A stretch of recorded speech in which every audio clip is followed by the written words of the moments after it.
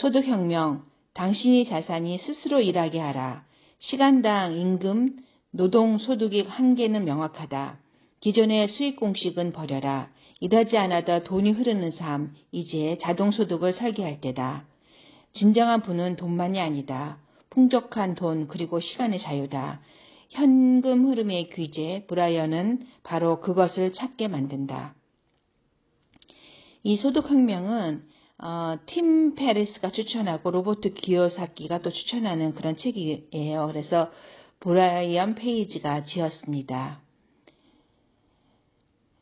이 시작을 하기 전에 서문에서는 일하지 않고도 돈과 시간이 풍요로운 사람들, 우리는 그들을 패시브 프러너라고 부른다. 의사가 조심스럽게 말했다. 몇 분 시간을 드릴 테니 마지막 인사를 하세요. 여러분 준비되면 제가 돌아와 인공호흡기를 떼겠습니다. 그런 다음 아버님을 편안히 보내드리시죠. 시간을 돌려서 몇 시간 전에 가보자. 나의 어머니 이 전화를 받고 날벼락 같은 이야기를 들었다. 아버지가 침실에서 쓰러지셨다는 소식이었다. 어머니는 정신이 나간 듯 보였다. 나는 허둥지둥 전화를 끊고 곧장 출발해 4시간을 달려갔다. 가는 내내 초조했다. 아버지가 돌아가셨을까봐, 인종을 지킬 수 없을까봐 4시간이 너무도 길게 느껴졌다. 병원에 도착하니 어머니와 여동생이 비좁은 중환자실에서 아버지 곁을 지키고 있었다. 아버지는 온갖 튜브와 모니터에 연결된 채 누워 계셨다. 인공호흡기를 통해 아버지 폐로 공기가 들어가고 나오는 소리만 적막하게 병실을 가득 채웠다. 내 아버지의 뇌기능이 완전히 멈췄다는구나 라고 어머니가 나지막하게 목소리로 말씀하셨다. 인공호흡기로 간신히 숨을 쉬지만 병원에 도착한 뒤로 손가락 하나도 까딱하지 않으셨어. 나는 이 상황을 믿을 수가 없었다.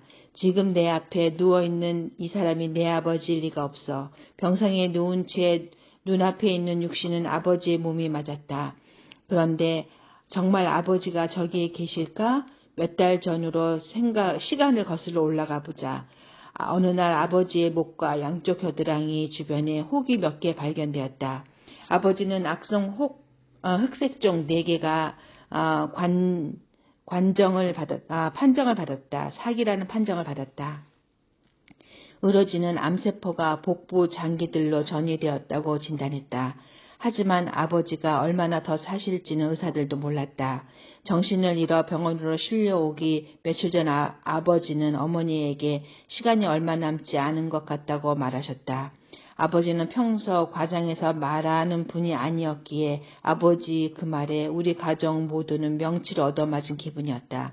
아버지가 사기 흑색종 진단을 받으신 뒤에 나는 몇 달간 부모님 집에 정기적으로 방문했다.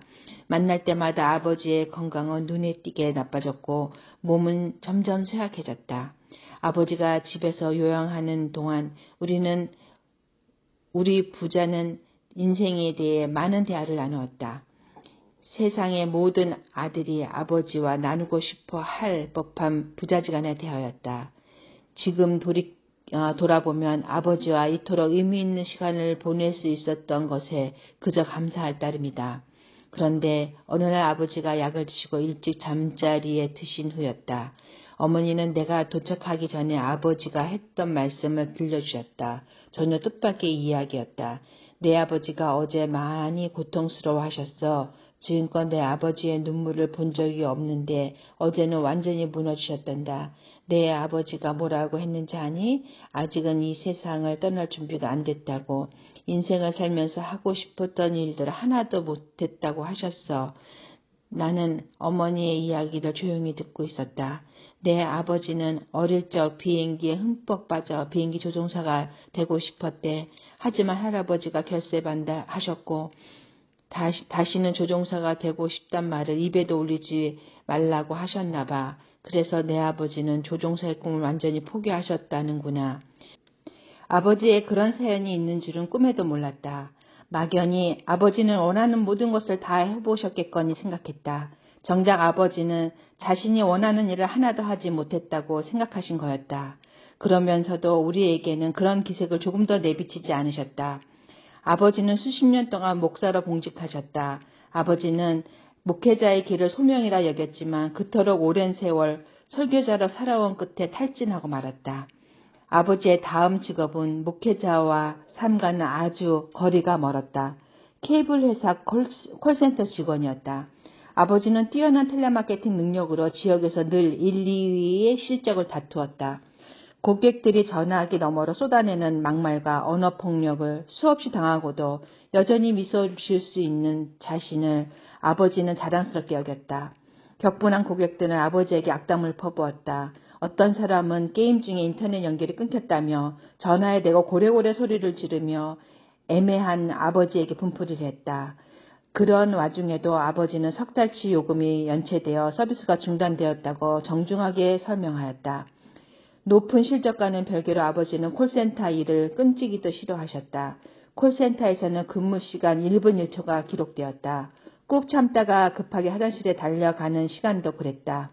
점심시간이 짧아 불이 나게 식사를 마치고 달랑 1분 늦게 복귀했지만 아버지는 징계를 받았다. 매일 파김치가 되어 퇴근했고 곧장 침대 위에 나무 토막처럼 쓰러졌다. 몇 시간 후 간신히 몸을 일으켜 저녁을 드신 후에는 또다시 침대에 누워 밤새 골아떨어졌다. 그러고는 이튿날 새벽 4시에 일어나셨다. 그 순간부터 전날과 똑같은 하루가 쳇바퀴처럼 반복되었다. 이렇게 열심히 살았으니 고생 끝에 낙이 왔을까? 이른이 되도록 아버지는 경제적으로 여유가 없었다. 어떤 종류든 저축 하나도 들지 못했다. 콜센터 일은 블랙홀처럼 아버지의 시간과 에너지를 빨아들였고 인생의 황금기마저 몽땅 앗아갔다. 잔인하게도 가혹한 업무였다. 아버지는 오직 어머니와의 생계를 위해 그 힘든 일을 감당해내셨다. 나는 아버지의 이런 점을 정말 깊이 존경한다. 아버지가 흑색종 진단을 받기 1년 전 내게 말했다. 내가 말했다. 아버지, 콜센터 일이 아버지를 죽이고 있는 것 같아요. 제가 도와드릴게요. 아버지 빚을 전부 갚아드리고 지금부터는 두 분 생활비도 제가 책임질게요. 두 분이 지내실 집도 사드릴 수 있어요. 회사에 퇴사 통보를 하고 딱 2주만 더 고생하세요. 아버지와 어머니는 생각지도 못한 내 제안에 크게 놀라셨다. 이렇게 해서 아버지의 생애 처음으로 일손을 놓을 수 있었다. 부모님은 사우스캐롤라이나주 남부 구릉지에 자리 잡은 고풍스러운 도시를 선택했다. 나는 약속한 대로 그곳에 새로 조성된 동네에다 부모님이 고른 집을 사들였다. 침실 4개짜리 단층 주택이었다. 마침 집에서 몇 분 거리에 아름다운 호수가 있었다. 아버지는 매주 개 2마리와 함께 보트를 타고 호수로 나가 만과 수로를 샅샅이 탐험했다. 아버지는 하루하루 꿈꾸던 삶을 살았다. 코로나19 팬데믹과 봉쇄 조치에도 불구하고 부모님에게는 행복한 1년이었다. 하지만 수십 년 동안 영혼을 갉아먹었던 일과 생계를 위한 고군분투했던 지난 삶이 결국 아버지에게 이빨을 드러냈다. 아버지의 몸은 점점 쇠약해졌고 관절염으로 고생했으며 통증을 달고 사셨다. 이제는 은퇴해서 자유시간이 생겼건만 건강이 받쳐주지 못했고 하루가 다르게 건강이 악화되기 시작하셨다. 아버지에게는 남은 시간이 거의 없었다. 나는 아버지와 은퇴 생활을 즐길 수 없다는 사실에 화가 났다. 한편으로는 꼬리에 꼬리를 무는 의문으로 몹시 심란했다. 아버지는 어째서 평생 경제적으로 쪼들리며 사셨을까? 아버지는 어째서 돈 하나만 보고 자신이 싫어하는 일을 평생 하셨을까? 아버지가 끝내 이루지 못한 다른 꿈들은 무엇이었을까? 아버지가 아들인 내게 한결같이 기대했던 꿈들이 있었다. 안정적으로 직장생활을 하는 것도 그중 하나였다. 10대였을 때는 이런 아버지를 이해할 수가 없었다. 내 주변에는 직장과 일 때문에 불행한 사람이 너무도 많았다. 내가 왜 이렇게 살아야 하는데 나는 그렇게 살고 싶지 않았다. 어떤 대안이 있는지는 잘 몰랐지만 더 나은 방법이 있어야 한다는 것만은 잘 알았다. 대학 이야기만 나오면 아버지는 단호해지셨다. 아들아, 너는 대학을 가야지. 대학에 가는 건 가타부타 토를 달 문제가 아니야. 학위를 꼭 따거라. 전공은 뭐든 상관하지 않을 테니 어디든 대학에 들어가야 해. 나는 아버지와 달리 대학에 꼭 진학해야 한다고 생각하지 않았다. 하지만 아버지가 워낙 강경하게 대학들을 알아보기 시작했다. 나는 이런 식으로 생각했다. 노스캐롤라이나 대학 월밍턴 캠퍼스가 해변에 있다고? 좋아, 여기를 지원하자. 아, 이 대학은 어디 보자. 에팔레치아 산맥의 스키 리조트에서 멀지 않네. 해변에서 가까운 대학보다 더 좋을 것 같아. 그래, 산으로 가자. 결과적으로 나는 대학 한 곳만 지원했고 6달 후 짐을 쌌다. 내가 선택한 대학은 노스캐롤라이나주 분에 위치한 에팔레치아 주립대학교였다. 2년 뒤 전공을 선택해야 하는 시간이 다가왔다. 그동안 확실한 학포자였고 아직 마음에 드는 전공학과를 찾지 못했다. 그냥 모든 과목이 다 지루해 보였다. 결국 나는 레이저학과를 선택했다. 아버지가 학위를 따라고 했지 어떤 학위를 따라고 말씀하지 않았잖아. 짐작하겠지만 레이저학과는 학점 따기가 그야말로 꿀이었다. 그렇다 보니 학교에 있는 시간이 아주 드물었다. 대부분은 암벽을 등반하거나 스키를 타고 블루리지 파크웨이를 탐험하느라 바깥으로 나돌았다. 나한테는 학교 공부가 중요하지 않았다. 사실 당시에는 권위 전반에 대한 반발심도 있어 더 그랬다. 그렇게 4년 반이 흘렀다. 남은 것은 별 소용도 없는 학위 달랑 그거 하나였다. 대학 시절부터 내가 소중하게 생각했던 모든 것이 학교 바깥에서 경험과 관련이 있었다.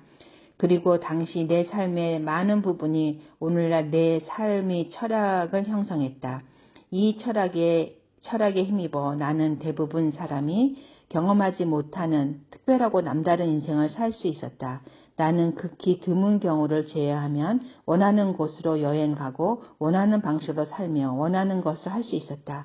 정규 직장에 다니지 않았느냐고? 직장은 그다지 필요하지 않았다. 사실 이것은 이 책 전반을 관통하는 주제다. 당신에게 어떤 가능성이 있는지 영감을 주는 시간 부자가 되기 위해 여정을 하도록 동기를 부여하기 위해 이 주제를 깊이 해부해볼 생각이다. 이 책에서 소개하는 원칙들은 우리가 진정한 부자, 경제적으로 뿐만 아니라 시간적으로도 부자가 될 수 있는 토대가 되어준다. 이러한 토대는 우리가 원할 때면 언제든 직장을 해고할 수 있게 해줄 것이다. 우리가 가고자 하는 세상에는 직장이 없어도 된다. 가장 먼저 할 일은 직장을 영원히 해고하기 위해 필요한 최저 월소득을 계산하는 것이다.